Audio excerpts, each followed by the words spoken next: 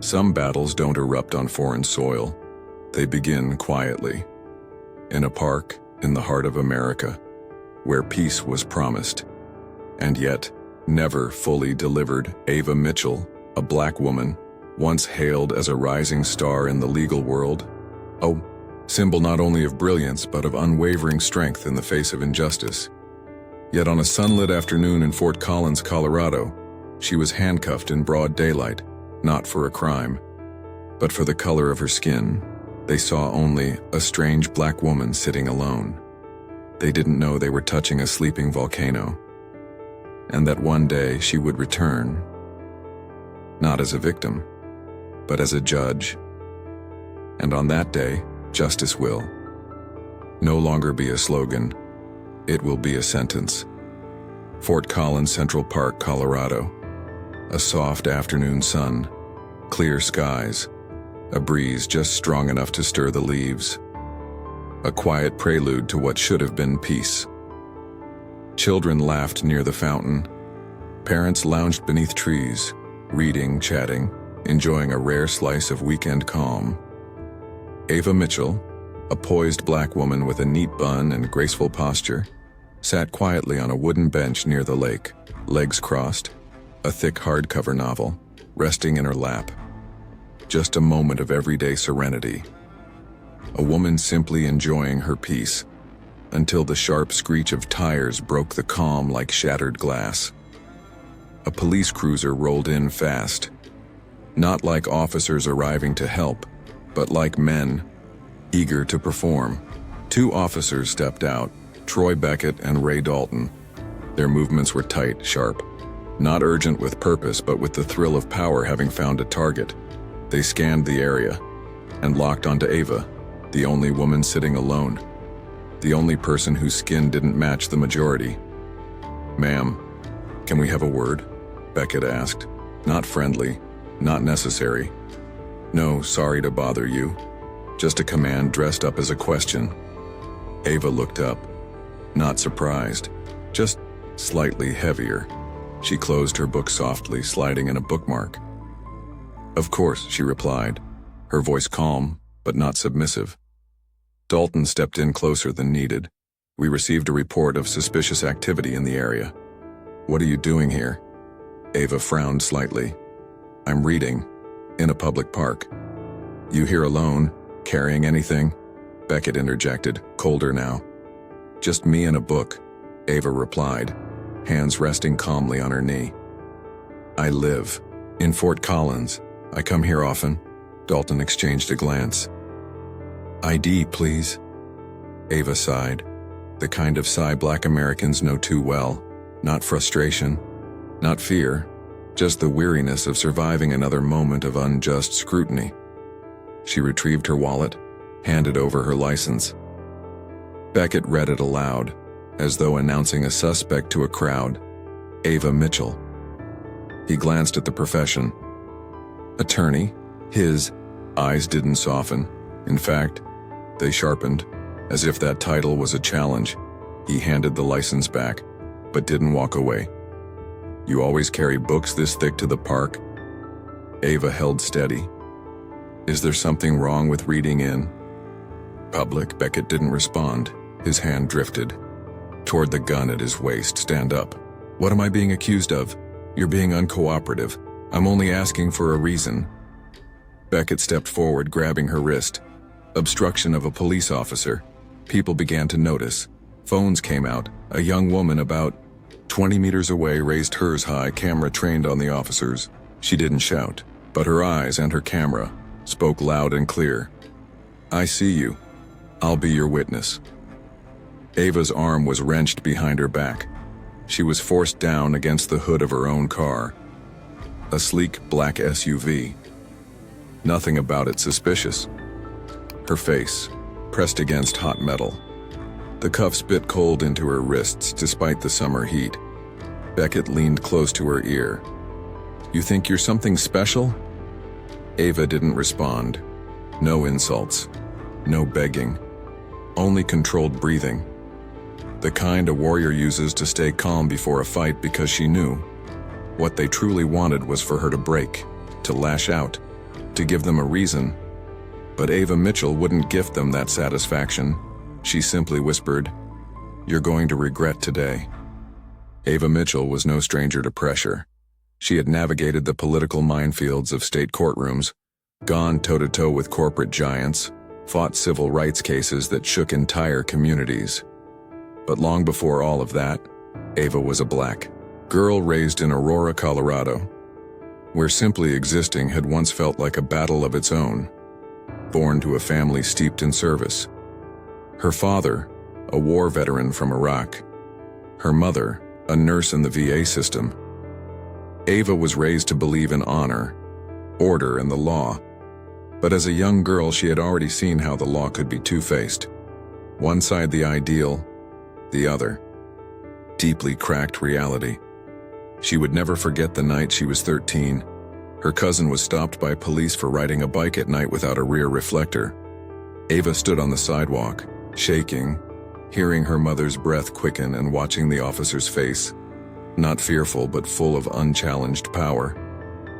There were no injuries that night, but something inside Ava shattered, and from that moment on, she knew.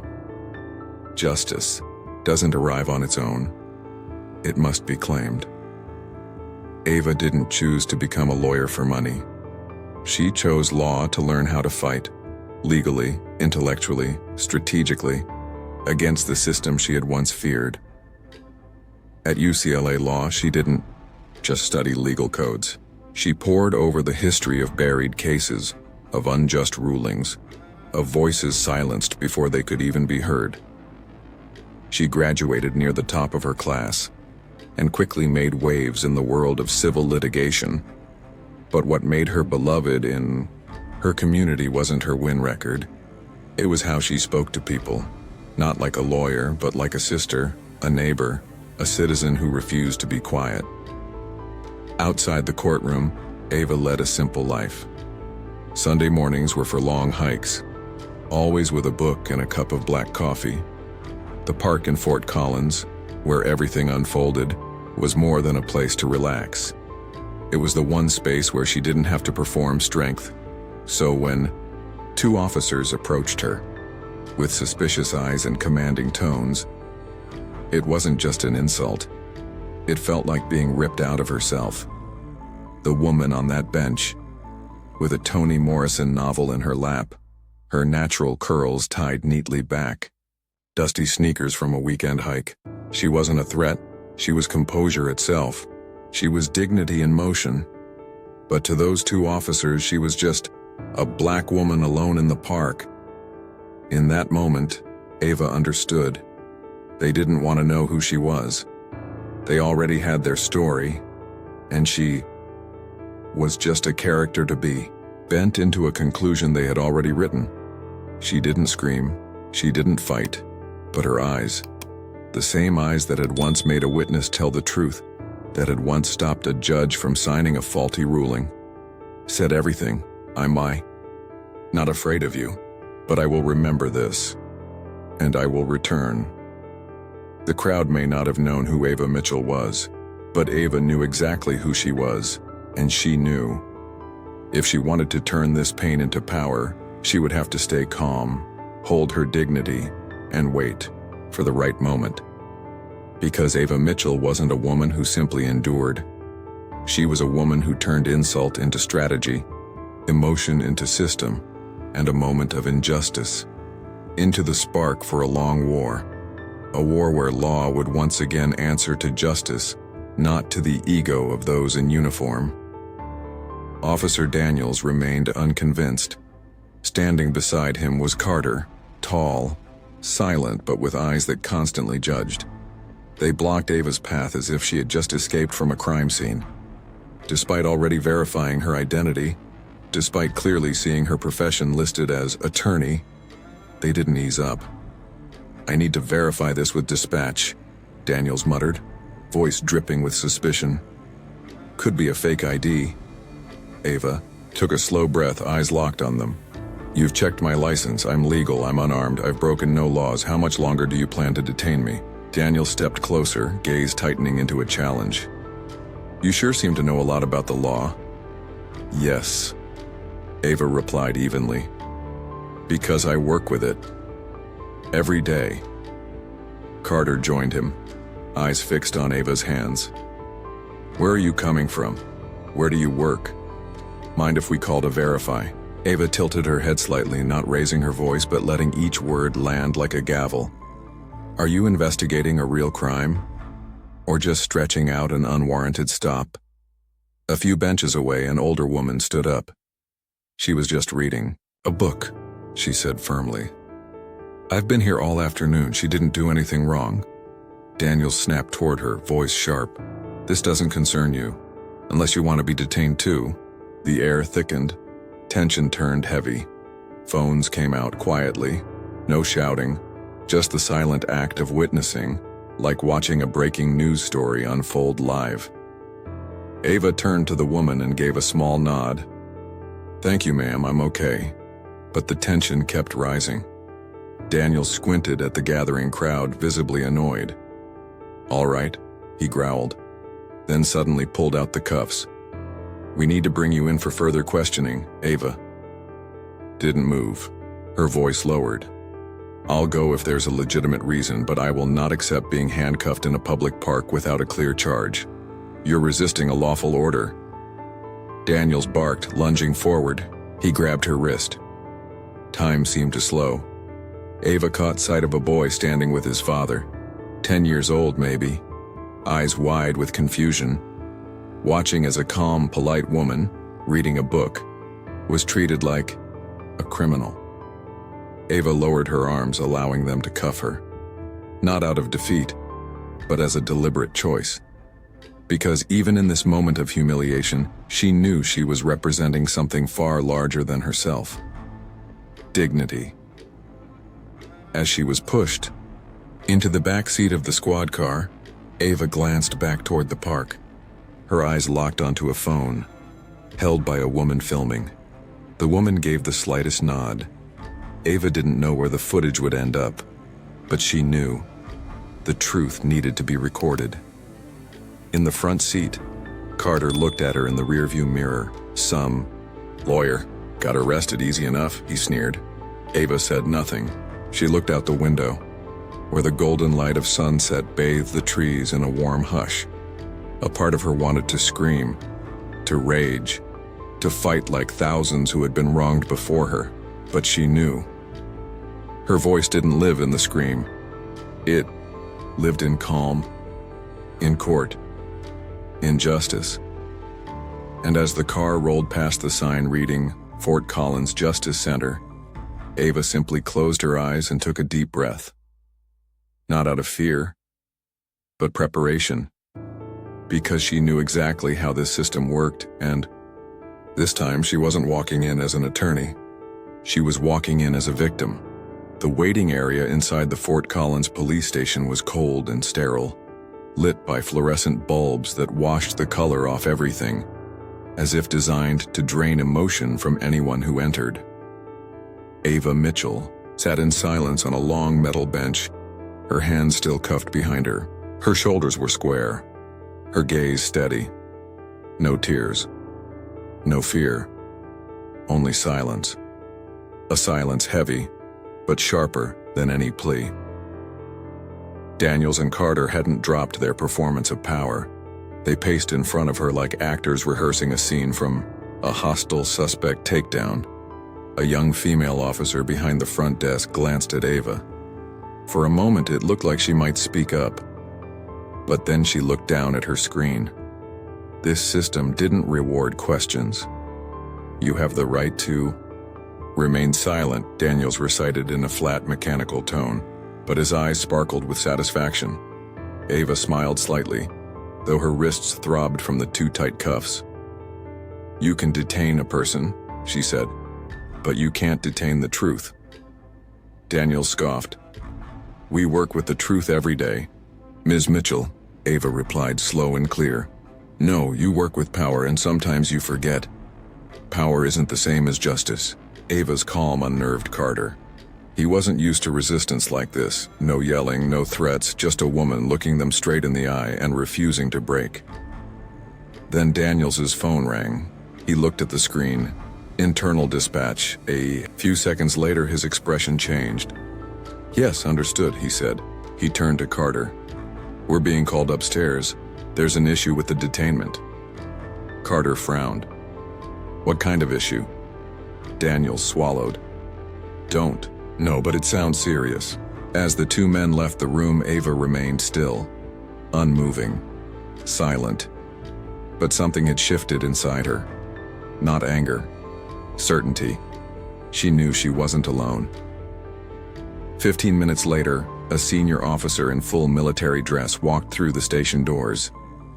He didn't raise his voice. He didn't slam his fists. He didn't need to. He walked like a man who had once commanded troops under fire. I'm looking for Ava Mitchell, he said. Ava lifted her head. That's me. He held out a federal ID and military credentials. Colonel Franklin. Legal. Coordination Command, Department of Defense, Western Region. I'm here at the urgent request of the Office of Civil Rights Oversight. We've reviewed the footage from the park. Everything in the station fell silent. Franklin continued. You were detained without proper legal cause. I have direct orders from the Department of Justice and the Governor's office. Release her. Immediately. A nearby officer, visibly flustered, stepped forward to unlock her cuffs. When the metal hit the floor with a dry clink, Ava rose. She turned to Franklin, nodded. Thank you, but I didn't come here just to be released. Franklin nodded back, as if already knowing what she intended. That evening, in a small press conference room at the city's Civil Rights Center, Ava stood before a crowd of reporters. She wore a plain white blouse, no makeup, no lawyer by her side, just herself. She didn't yell. She didn't rant. She simply spoke. Today I was handcuffed in a public park for one reason, because I was a black woman sitting alone reading a book. Cameras clicked. No one said a word. I don't want to be a symbol, she continued. I just want to do my job, to defend justice.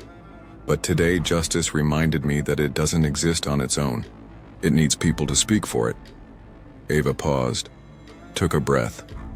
So I will speak, not with rage, but with truth, with the law, and with the belief that this system can and must change. As she stepped out of the building that night, a light, rain had begun to fall over Fort Collins. She looked up at the gray sky. Her heart wasn't lighter, but for the first time that day, she felt at peace, because she had not stayed silent. It was a Monday morning, and Fort Collins City Hall was packed. Journalists had arrived early. Social justice organizers, law students, local residents, even people who had never heard of Ava Mitchell. They were all there, not because she was famous, but because she had come to represent something quietly awakening. The state had called for a special public hearing to re-examine allegations of misconduct within the local police force. And today, Ava Mitchell would take the stand as the primary witness. She entered the chamber in a pale gray suit. Flashbulbs lit up like the weight of 1,000 eyes. But Ava didn't flinch.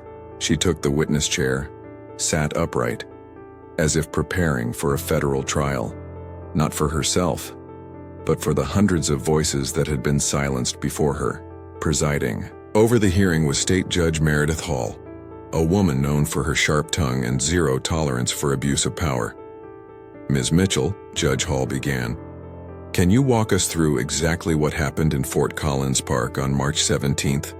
Ava nodded, and then she began, her voice even deliberate, not dramatic, not embellished, just the truth. She recounted how the officers had approached her without reason, their questions, their eyes, suspicious, their posture, like she was a threat for doing nothing but reading. She spoke about being handcuffed without cause, the weight of the stairs around her. Not fear for herself, but for the hundreds who had experienced the same and never had a chance to speak. The room was silent. A citizen's phone footage from the park played behind Ava on a large screen. No editing, no voiceover, just raw truth. Ava, in cuffs, calm eyes, and one woman shouting off camera, "She didn't do anything, she was just reading." When the video ended, a full minute of silence blanketed the chamber. The city attorney stood to respond, visibly shaken. We will review the file, but the officers acted according to security protocol. What protocol allows an officer to detain someone for reading a book? Judge Hall cut in, her voice level but slicing. I want to hear from the two officers involved. From the back, Daniels and Carter were called forward. Their polished uniforms now felt like thin armor under the weight of the crowd's gaze. Carter spoke first, voice shaky. We received a report of a person behaving unusually. When we arrived, she was sitting alone, unresponsive. Is sitting quietly with a book now considered unusual behavior? Judge Hall asked. The question halted Carter mid-sentence. Daniels jumped in. She refused to cooperate, showed signs of agitation, didn't provide ID immediately. Ava looked up. I presented valid identification within less than a minute. What I refused was to answer baseless questions not tied to any legal infraction. I didn't resist the law. I resisted its misuse. The room erupted in applause. Judge Hall banged the gavel to restore order. But the truth had already landed. She turned to the sheriff's office representative. Have you reviewed the footage? We're conducting an internal investigation. Let me save you the trouble, Hall said, her voice sharp as steel. Ms. Mitchell, aside from being a citizen, are you also a licensed attorney? Yes. I'm a member of the Colorado Bar and the National Civil Rights Lawyers Association. Have you worked on federal civil rights cases before? I have. Judge Hall turned back to the officers. You unlawfully detained and humiliated a citizen, one with legal expertise, using a process that contradicts both the law and the Constitution. Do you understand what that means? Silence. Then from the rear, a voice broke the tension. Gordon Reeves from the State Department of Justice stepped forward. He approached the podium. On behalf of the Colorado Department of Justice, I am announcing an independent investigation into this incident. Additionally, we are reopening the disciplinary files of Officers Daniels and Carter and initiating a review for potential civil prosecution. Applause again, louder this time. No. One moved to stop it. Ava said nothing. She simply sat, head lifted slightly, as if catching a beam of light breaking through long, thick clouds. She didn't need to win. She just needed the truth to be heard. And today, it was. News of the hearing spread like wildfire.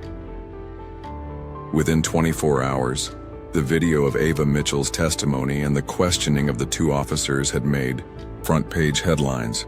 Clips of Judge Meredith Hall's words were shared millions of times. I reject abuse, not the law. The name Ava Mitchell was no longer anonymous. No longer just the woman in the park. And finally, consequences began to fall. The next morning, inside the Fort Collins Police Department's internal affairs room, Officers Daniels and Carter sat across from the disciplinary board. Gone were the cocky smirks. Gone were the crossed legs and arms folded with impunity. On the table, a thick stack of past complaints, reports once dismissed, videos once shelved, accusations never investigated. This time, everything was reopened, under the full glare of public scrutiny. Officer Carter, one board member asked, what justified asking a black woman to vacate a park bench when no law was being violated? Carter stammered. I was following procedure. Which procedure requires questioning someone for carrying a thick book? He had no answer. Sweat gathered at his temples.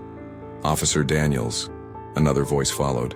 In your 7 years of service, you've received 22 complaints, most from black women alleging verbal or physical misconduct. Why was there never a proper investigation? Daniels stayed silent. Everyone understood. There was no one left to protect him. 1 week later, an official statement from the Fort Collins Police Department was released.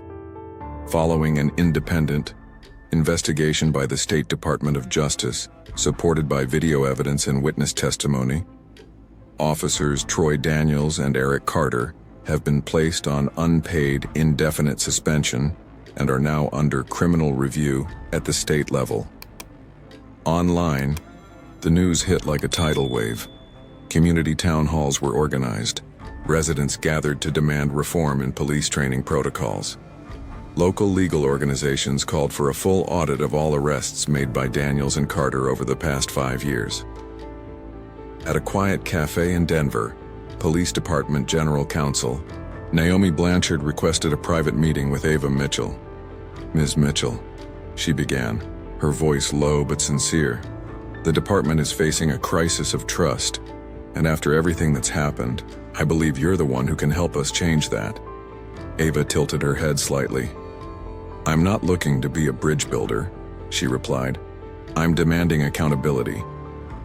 "We understand," Blanchard said. "That's why we're inviting you to serve on our new Independent Advisory Council for Police Reform." Ava didn't respond right away, but in her eyes, something shifted, from fury to action. Meanwhile, the lives of Daniels and Carter unraveled. They were locked out of department systems, badges revoked. City officials refused to defend their actions at press briefings. Even the police union, once their strongest safety net, issued a statement declining legal support. Outside Daniels' apartment, a banner appeared on the fence. "Accountability isn't revenge, it's responsibility." That night, Daniels flipped through the news. Every channel showed Ava Mitchell, but not as a woman raging, as a woman composed, determined, using the law to restore what power had broken. In a law class at the University of Colorado, a senior professor played Ava's hearing video on the classroom projector. "Class," he said, "this wasn't just a wrongful arrest. This was a lesson. Justice doesn't arrive through outrage. It arrives through resolve." A student raised a hand. "What happens to the officers?" The professor paused. "They'll spend the rest of their lives remembering the woman they tried to diminish, who became the very face of the justice they once mocked." Back in Fort Collins Park, where it all began, a new bench was installed, right where Ava had once been arrested.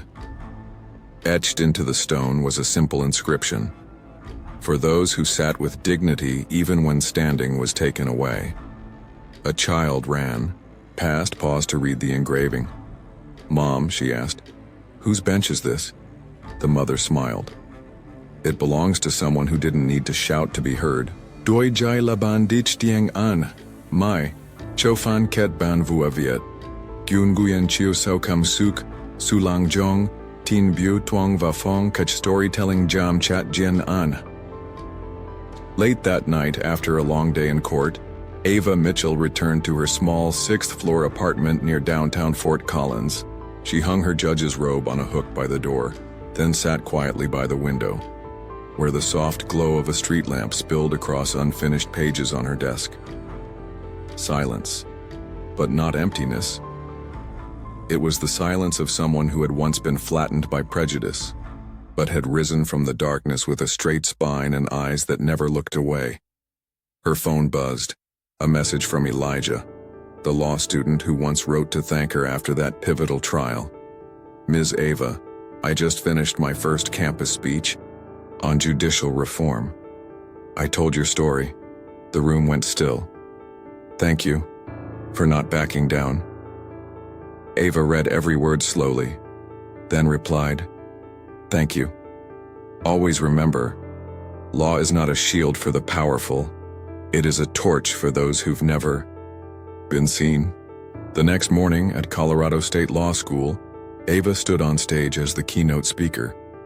She did not arrive as a victor, but as someone who understood that justice is not a verdict. It is a journey. In front of hundreds of students, she stood beneath the soft auditorium lights, voice steady, posture calm. "I'm not telling my story to ask for sympathy," she said. I'm telling it so you understand this. When the system fails, and it will, what fixes it is not anger, it's conviction. A young man raised his hand. Ms. Mitchell, when you were handcuffed in front of that crowd, weren't you scared? Weren't you angry? Ava nodded. I felt everything, but I didn't act on emotion. I acted on principle, because I knew if I let anger lead, I'd become exactly what they wanted to see, someone who had lost control. And I believe this dignity is not how you react, it's what you hold even in silence. The room fell still. After the talk, she was invited to sign a poster in the law school's main hall. In bold letters it read, "Dignity is not granted, it is demanded." Below were hundreds of signatures, each one a vow from the next generation, that justice is not a privilege, it is a foundation. Ava signed slowly. When silence carries weight, it shakes the loudest walls. Later that afternoon, she returned to Fort Collins Park, the place where it all began. The bench had been replaced, stronger, and a new plaque had been installed in its memory. Nearby, a group of teenagers laughed and chatted. One young girl, about 12, approached Ava, eyes wide. "Are you the woman from the video, the judge?" Ava smiled. "Yes, I am." Were you crying when it happened?" Ava sat down beside her, looked her in the eyes. "I did cry, but not on the outside. I cried inside. And then I turned those tears into action." The girl nodded, eyes glowing. "I want to be a lawyer too." Ava gently placed a hand on her shoulder. "Then start by learning to listen, not just to grown-ups, but to those no one else listens to." That night, Ava wrote a short letter to the local paper, not to take credit, but to leave a message. "I am not a hero.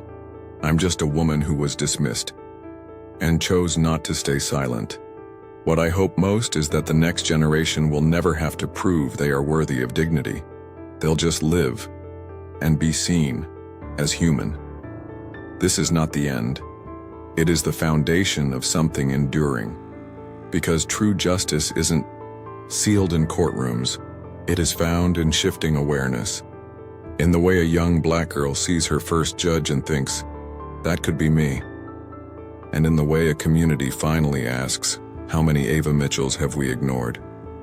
1 week after the hearing, Ava Mitchell appeared as a special guest on PBS's national program, Voices of Justice. She didn't come as a victim. She didn't arrive as a hero. She sat before the cameras as what she had always been, an ordinary citizen whose voice had made the entire system stop and listen. The host asked, "If you could send a message to those who've faced injustice, but don't have the power you now hold, what would you say?" Ava paused for a moment. She didn't look into the camera. She looked inward. "I wouldn't ask you to be brave," she said, "because bravery isn't easy, especially when you're alone. But I hope you remember this. Silence is a choice too. And sometimes, it is the strongest form of resistance. Because not every scream is heard, but steadfastness and cannot be ignored forever." After the episode aired, her words flooded social media, not as a rally cry, but as a mirror. A new hashtag emerged. Silent strength, not for praise, but for truth, for sharing. Ava's story opened the floodgates. Thousands began telling their own, of unjust traffic stops, of quiet suspicion in public parks, of the quiet daily humiliations once buried in silence. One tweet read, "I used to think staying silent meant weakness. Now I see. Ava's silence was the only way to hold on to dignity in a world that tries so hard to take it away." At a local high school, a civics teacher began class with a question. If you were Ava Mitchell, sitting on the bench as judge, facing the officer who once arrested you without cause, what would you do? The classroom fell still. Then a white student slowly raised his hand. "I don't think I could stay calm like she did. I'd be angry. A black student from the back spoke softly. But if she had gotten angry, we wouldn't have Judge Ava. We'd just have another angry black woman. She kept her dignity, so the story couldn't be twisted. That night, Ava wrote in her journal, not to retell the story, but to remind herself. Some people use power to control. Some use knowledge to win. But there is another kind of strength. It doesn't dominate. It doesn't compete. It simply stands.